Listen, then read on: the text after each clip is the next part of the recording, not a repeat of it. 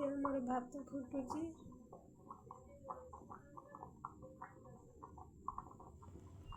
High ସାଙ୍ଗମାନେ, ଜୟ ଜଗନ୍ନାଥ। ଏଠି ଆମର ଭାତ ବସିଛି, ଏବେ ଏଠି କ୍ଷୀର ବସିଛି।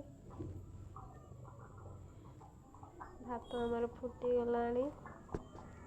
ଆଉ ଭାତ ଫୁଟିଗଲାଣି, ଏବେ ଆମେ ଗୋଳେଇବା ଭାତ।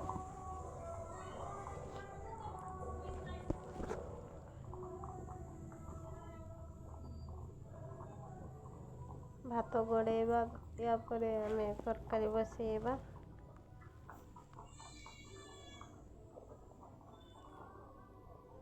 ଆମେ କଢ଼େଇ ବସେଇଦେଲୁ। ତାପରେ ୟା ପରେ ଗ୍ୟାସକୁ ଅନ୍ କରିଦେବା।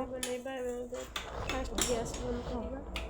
ଗ୍ୟାସଟିକୁ ଅନ୍ କରିକି କଢ଼େଇରେ ତେଲ ପକେଇବା। ଏବେ ଆମେ ତେଲ ପକେଇ ଦେଇଛୁ। ତେଲ କଡ଼େଇରେ ପକେଇ ଦେଇଛେ। ତେଲ ଗରମ ହେଇ ସାରିଲା ପରେ ଆମେ ସବୁ କାଟି ରଖିଥିବା ପରିବାକୁ ପକେଇବା। ମୁଁ କାଟିଛି ଆଳୁ କାଟିଛି, ବାଇଗଣ କାଟିଛି, ଫୁଲକୋବି କାଟିଛି। ପକେଇବା ସଜନା ଛୁଇଁ କାଟିଛି। ସବୁ ଏମିତି କାଟିଦେଇ ୟାକୁ ଗୋଟେ ଝାଳ ବନେଇବା। ଟମାଟୋ ବେଶୀ କରିଦେବେ, ନହେଲେ ତରକାରୀ ସେତେ ବିନା ପିଆଜ ରସୁଣ ତରକାରୀ ସେତେ ଟେଷ୍ଟ ଆସିବନି। ଏବେ ଆମେ ସବୁ ପକେଇଦେଲୁ। ଭଲ ଭାବରେ ଟିକେ ନଡ଼ା ନଡ଼ି କରିକି ହଳଦୀ ଲୁଣ ୟା ପରେ ଦେବା।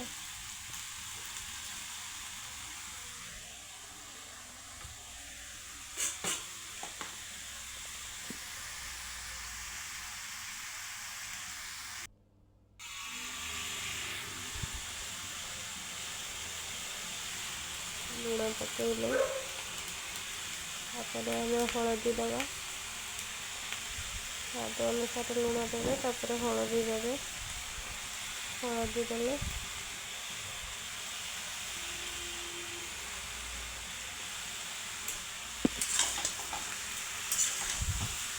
ତାପରେ ଭଲ ଭାବରେ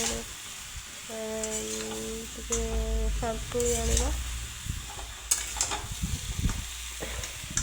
ଭଲ ଭାବରେ ଟିକେ ସାନ୍ତୁଳି ହେଲା ପରେ ତାକୁ ଆମେ ପାଣି ଦେବା। ଆଜି ସୋମବାର ତ ଆମେ ସେଇଥିପାଇଁ ନିରାମିଷ ରୋଷେଇ।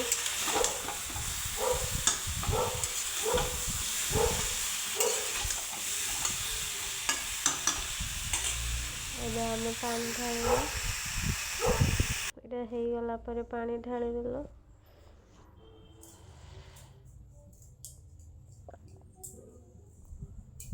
ପାଣିର ଫୁଟ ଆସିବା ଯାଏ ଆମେ ୱେଟ୍ କରିବା। ଟିକେ ତେଜପତ୍ର ପକେଇଦେବା। ୟା ପରେ ନିରାମିଷ ତରକାରୀ ତେଜପତ୍ର ଟିକେ ନ ପକେଇଲେ ଭଲ ଲାଗିବନି। ତାପରେ ଫୁଟ ଆସିବା ଯାଏ ୱେଟ୍ କରିବା। ତାପରେ ଆକୁ ବାଇଗଣକୁ ଛାଣିକି ପକେଇବା।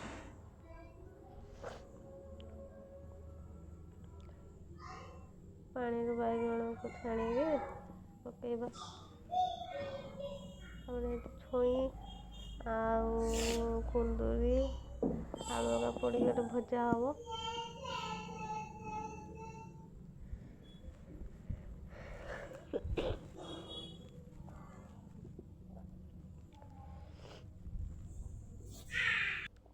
ଏଇ ଫୁଟ ଆସିଗଲାଣି। ଆମେ ଏଥର ବାଇଗଣକୁ ପକେଇବା।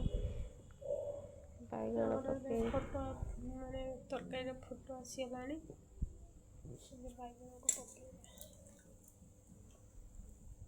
ବାଇଗଣକୁ ଏବେ ପକେଇବା।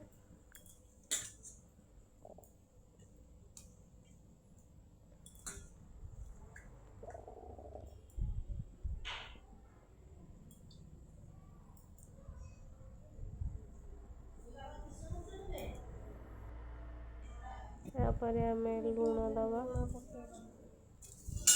ଲୁଣଟା ପକେଇତେ ଆଉ ସେଠି କଢ଼େଇରେ ଲାଗିଗଲା, ସେଥିପାଇଁ ଲୁଣଟା ସବୁ ପୋଡ଼ିଗଲା।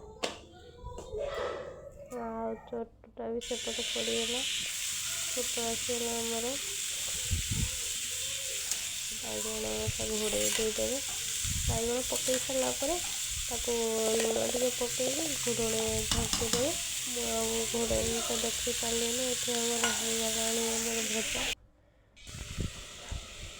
ଏଠି ହେଇଗଲାଣି।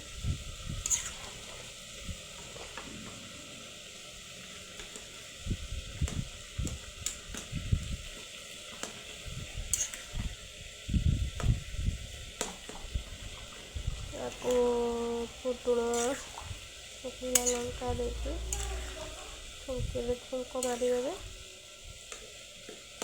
ତାପରେ ଖାଇକି କହିବେ କେମିତି ଟେଷ୍ଟ ଲାଗୁଛି। ଘରେ ନିଜେ ରାନ୍ଧିବେ ଏମିତି ଖାଇକି କମେଣ୍ଟ